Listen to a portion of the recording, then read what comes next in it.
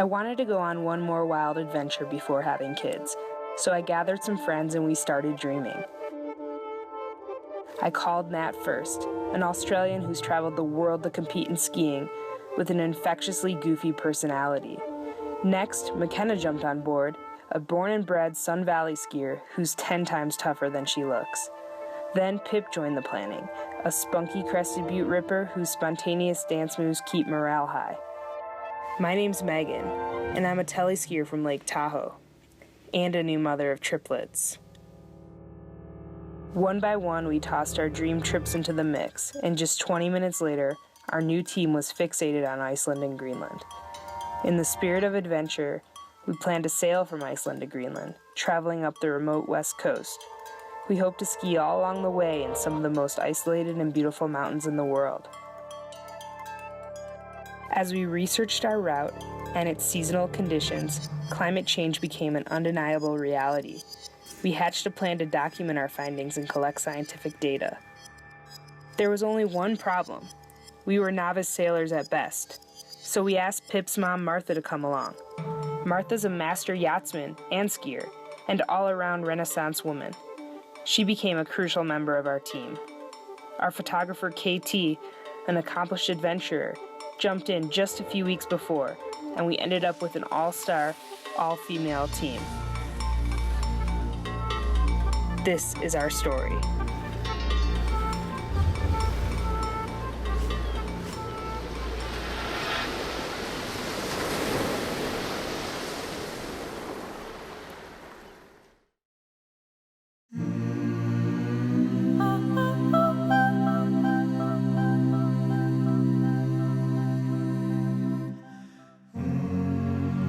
Just arrived in Iceland.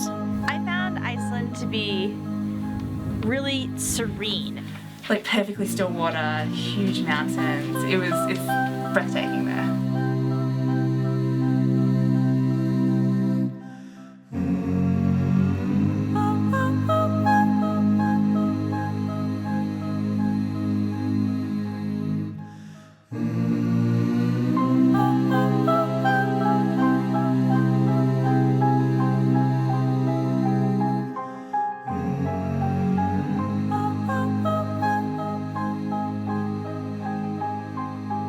We all had our eye on these two really beautiful couloirs.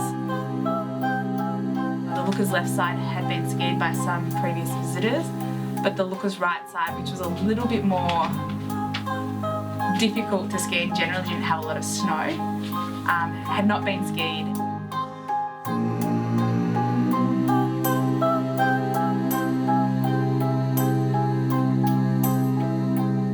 The minute McKenna dropped in first, I could see the snow was hard and it was steep, but it just looked the perfect amount of like pitch to be challenging, but like I wasn't gonna die or like slide down, like I could handle it.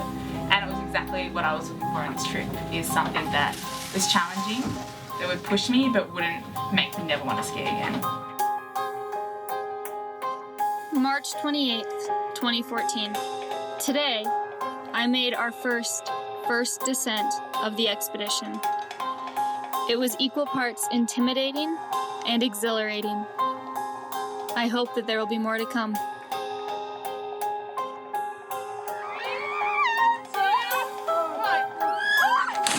Oh my god!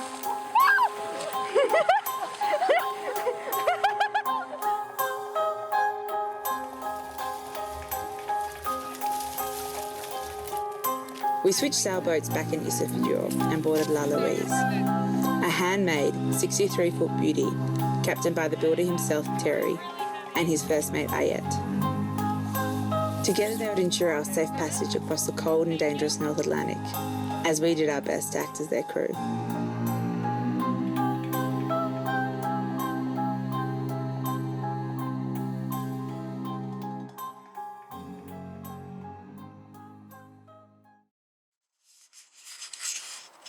All right, we're here in Isafjordur, and we're setting sail soon for Greenland. It's pretty exciting. Heard some locals talking about us the other day, just stopping by and saying, "Are you girls sailing to Greenland on this boat?" And we said yes, and they kind of looked at us like we were a little bit crazy, but everyone's been really great here, and I guess we cannot wait to test out what we've been talking about for 1.5 years and get going here. So we just have a few more things to get ready before we leave, and then we're heading off.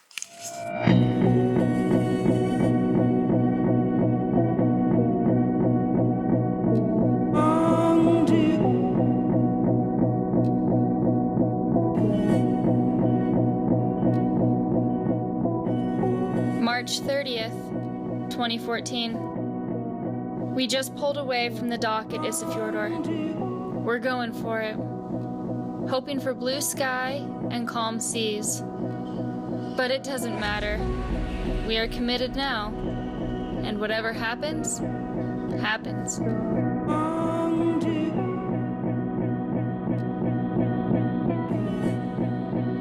When we were planning this trip, we wanted to try to be as carbon neutral as you could be while flying to a faraway place. We knew that we had to, use fuel to get to Iceland and to leave Greenland. But we were hoping that while we were here, we could live in this carbon neutral way. Setting out across the Denmark Strait with 5 other women I hadn't spent much time with, and most of them had no sailing experience. I probably thought my worst nightmare was they would all be puking up pretty soon after setting off, but we were actually amazingly lucky with our weather. We were motoring for a while to get out of the fjord. There wasn't any wind, and then all of a sudden the wind started picking up, and we were able to put up some sails. And it was kind of like this ideal amount of wind, like not too much, but enough to sail. And we had that for the first few days. It was amazing. Like, there wasn't much swell. There was light wind in the right direction. There is something really special about when the engine turns off and you are moving with the waves and with the wind.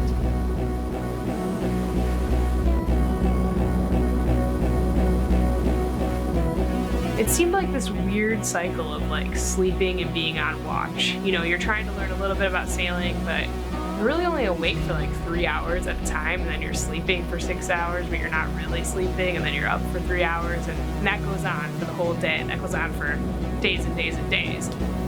Being in the ocean and so far off coast that you can't see any land is pretty trippy.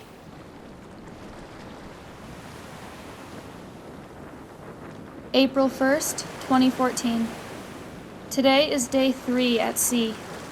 I am amazed by how much I am enjoying learning to sail. What a beautiful feeling. I am beginning to figure out how to read the sails and how to listen for and feel the changes with the wind. Finding that happy medium between wind, speed, and direction.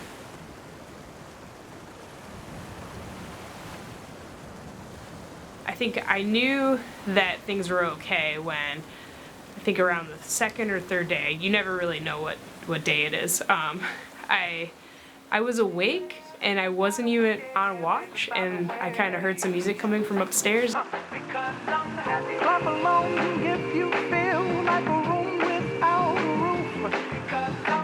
Clap along if you feel like happiness is the truth. Clap along if you know what happiness is to you.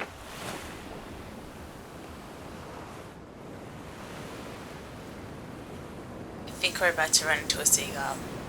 A foam log. I don't see any land. No land. April 3rd, 2014. Today is day 5 at sea, and this is getting hard. I'm feeling greasy and gross, groggy and weak, melancholy and bored. It is beyond cold. I wear 5 or 6 layers of mostly down while on watch every night, feeling grateful for the wool that I bought in Iceland, crossing my fingers that we see land today.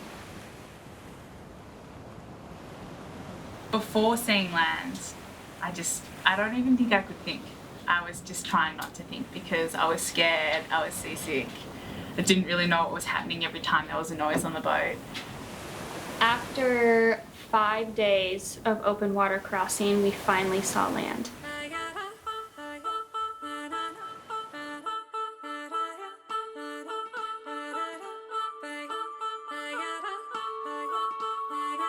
Came around the corner and suddenly it was like a sea of icebergs, and that was amazing to be sailing through a sea of icebergs.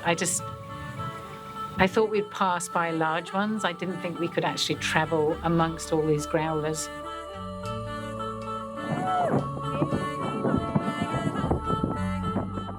Usually, you can't reach the coast in the southern tip of Greenland because of the sea ice. This time of year, there is usually so much ice that you need to pass at least 60 kilometers south of the southern tip of Greenland. We looked at the ice charts and were surprised to see that it looked like we might be able to sneak in to the southern coast of Greenland.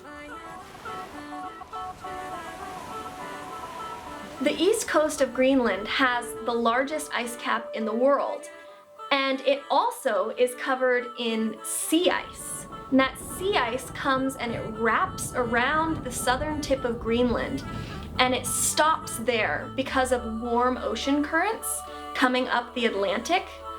There is an area along the west coast that is sea ice free year-round, but not very far. The majority of our skiing was intended to be in this ice-free area. But this year is odd, and there was no ice. And that allowed us to sail into this area that really has not been explored at this time of year, maybe at all. People go there in the late summer when the sea ice is melted, but this is, I mean, we're talking remote, we're talking exploration, we're talking like real adventure here. April 4th, 2014. One of the craziest experiences of my life, and hands down, the most beautiful. We survived. The anchor has dropped, and the calm silence of the night provides a mother's comfort.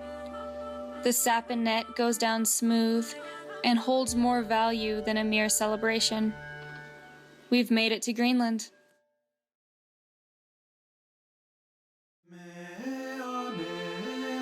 The first fjord we went into was just amazing. The moment that I heard that we were going to be able to ski, like everything just did a backflip. This is going to be epic. When researching this trip, I looked at terrain pretty much all over Greenland, and the mountains that stood out to me the most were these mountains in the southern tip. They've been explored a lot recently by rock climbers. So I had seen a lot of photos of these huge walls and huge spires with what looked like would be couloirs in between. Just this beautiful glacial valley, and either side there's these huge peaks.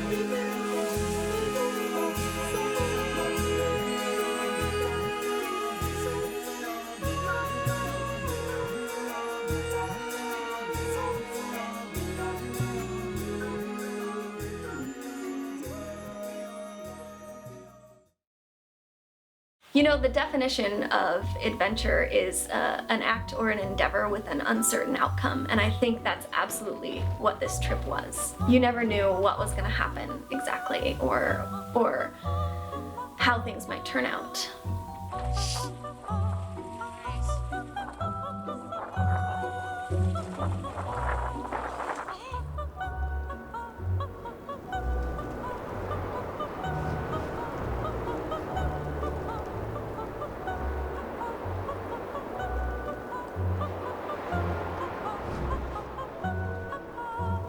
In the 5 days that we skied on the southern coast of Greenland, we had manky snow that was too warm.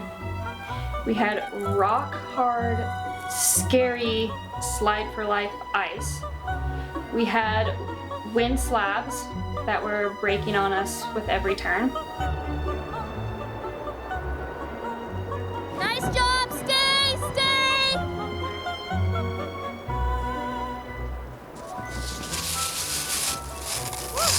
Spooky! Spooky! And we had a little bit of perfect corn and a little bit of powder. But the varying conditions were crazy and kind of eye-opening. They kept us on our toes.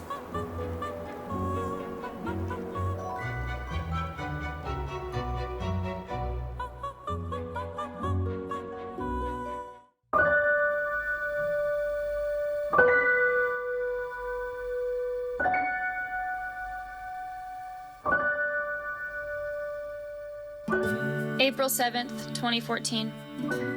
Mountains are comforting, challenging, and ever-changing. Ever-changing being a key theme of this adventure.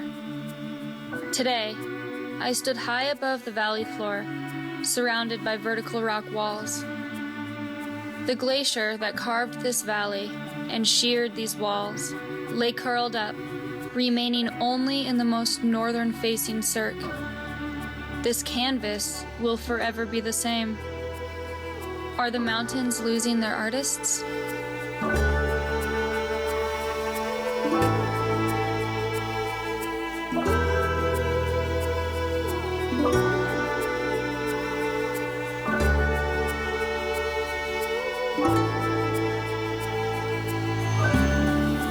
I think that skiing is important because it is a gateway to appreciating the environment, and it starts, as a subconscious thing, like when you're a little kid, and eventually grows into a conscious thing where you're out in the environment and you develop an awareness for the natural world, which eventually turns into a stewardship and protecting the environment and wanting to take care of it and realizing why it's so important.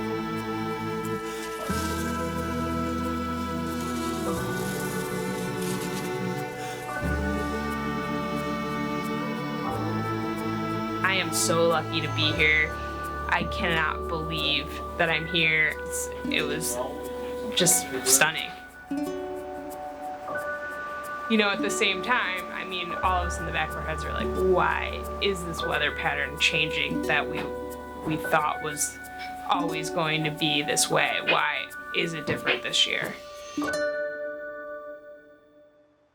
Hello, I come from Nanortalik, the southernmost Greenland. My name is Beningwa Kleist and I am 27 years old. Here, local people, they appreciate the nature a lot. The climate changing is very interesting. I think it's here we can also feel it too. It becoming warmer and warmer, and it affects everything, the way of life here. I'm Niels Tegger Jebsen.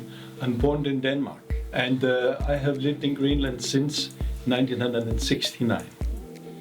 Many people here who are older than me, they can remember the old days here in Nanortalik in the 70s and in the beginning of the 80s, where we could make skiing for children in the mountains and so on. So we cannot do that anymore. When I was a kid, we used to have plenty of snow, a bunch of meters. It started when I was a teenager, when it started to have lower snow. We don't have much snow. Around 25 years ago, we used to have closed ice. It used to be closed, but the year goes and the year goes, it begins to have, it doesn't frost anymore. We can't definitively say that climate change is the reason we were able to ski in South Greenland, But with less and less sea ice in the Arctic each year and more extreme weather events, it's likely that climate change had something to do with it. Our actions on the other side of the planet will affect the people here first.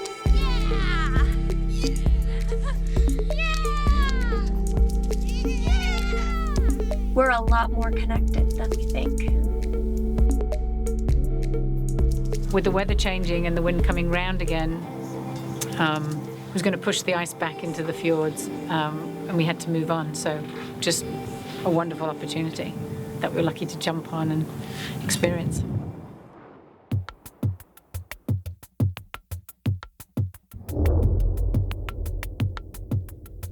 That evening we pushed off from Nanortalik, and I don't think any of us knew that we were pretty much sailing into a storm.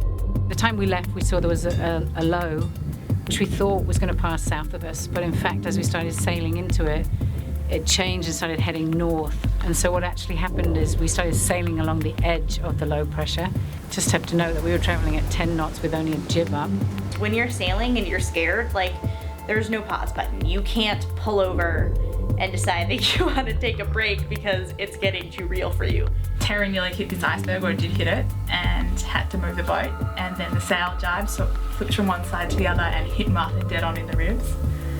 And then the sail went nuts, and at one point, I just remember Terry and Ayet, our skipper and his first mate, standing on top of the cabin while Martha was trying to steer through this crazy storm or watch the gauges, and them like on top being tossed around with waves crashing over them trying to fix part of the mainsail that had come loose and had broken.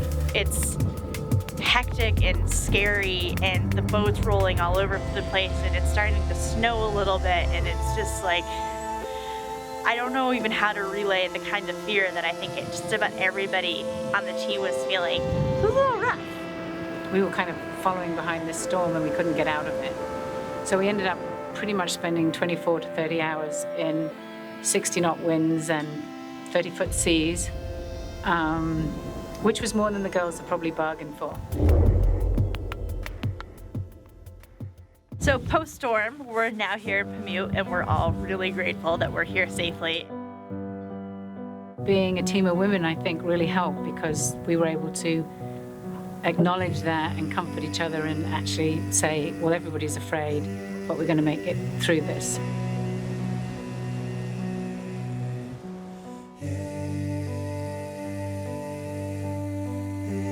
April 11th, 2014. Completely drained, mentally exhausted, physically worn.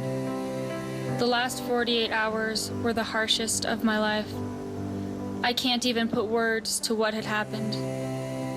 Grateful for our safety. Throughout the expedition, we collected water, snow, and ice samples for adventurers and scientists for conservation. In Pamuut, we collected seawater samples for their microplastics project. So you use a plastic bag or a plastic bottle, and a piece of that ends up in the ocean, which eventually gets degraded into microplastics. Scientists are seeing pollutants in seals and in polar bears and in Inuit life and life in the north that are coming from across the ocean or across the world. The human impact can be seen in even like the wildest of places. We left Pamuut and sailed into a fjord in that area and expected to stay there for a few days to ski.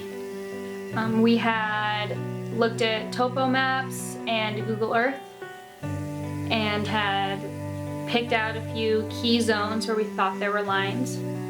We passed by one couloir that we had picked out that we were excited about, and it was like this big and an ice climb, not a skiable line, and there was a lot of rock. And it just goes to show when you go on an expedition like this and you are going into the unknown, it isn't always going to work out.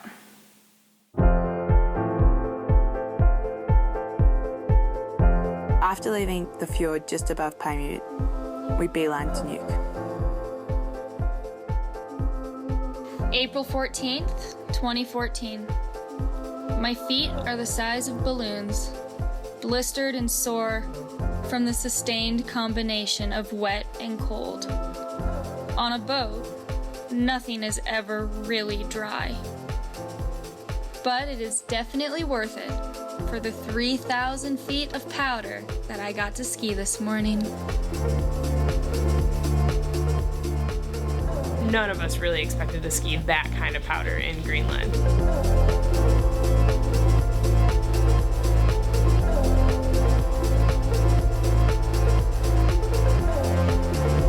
I feel really lucky that I have the kind of relationship with my mom where we do get to go and do these kinds of things.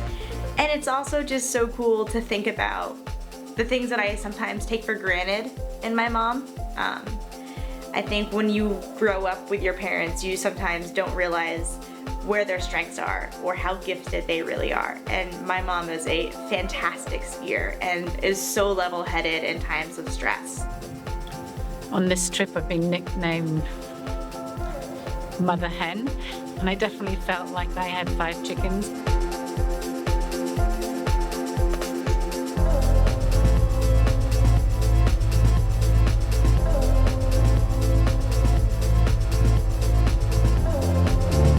In today's world, we go so fast.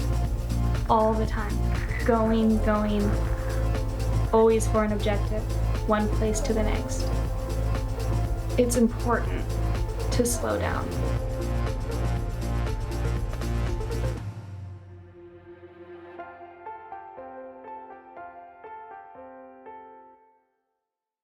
We are in Nuuk. It is our last day in Greenland. The last 3 weeks have been amazing. It's just crazy to think that, like, okay, we had this idea of what we wanted to do. We didn't really know what was gonna happen along the way. The skiing was better than I could have ever imagined. By doing what you love and pursuing your dreams, I think you can make choices that are better for the planet because you're just paying more attention to everything that's going on out there. To really care about something, you have to love it. You know, I have a passion for skiing, and I have seen in my lifetime that the climate is changing. We already have the solution to stopping climate change and saving the future of our sport, and we just need to be more passionate about it. We just can't sit idly thinking about it as a cultural issue, as a political issue, as an issue that covers everywhere and is going to impact every part of our lives. Maybe skiing will be something that does become a thing of the past. I mean, we heard about it in Nunatsiavut. They used to ski, and they don't have enough snow anymore, and they haven't skied anymore. So Pip skiing, but yeah, maybe Pip's children, my grandchildren, might start to see in the next 50 years some definitive changes, which would be sad because obviously being passionate about skiing, I'd want my grandchildren to learn to ski and hopefully have a passion for the mountains. You know, there's all little things that we can do to make a difference with climate change. If you unplug your stuff at night, if you recycle what you can within your community, you know, everybody doing their own part. Scientists say that we can stop climate change and even reverse some of its negative effects. But in order to do that, we need to work together. We need to take individual action. We need to work with our communities, vote with our dollars. And we also need to ask our leaders and tell our leaders that this is important and that we want to see solutions. This trip has really changed the way that I feel about climate change and the environment and what I'm going to do throughout my life to make an impact. I'm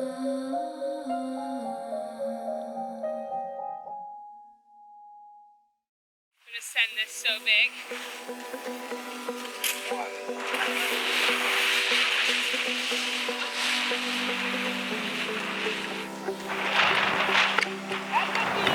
Here I am at the beach. 3 steps back to the beach.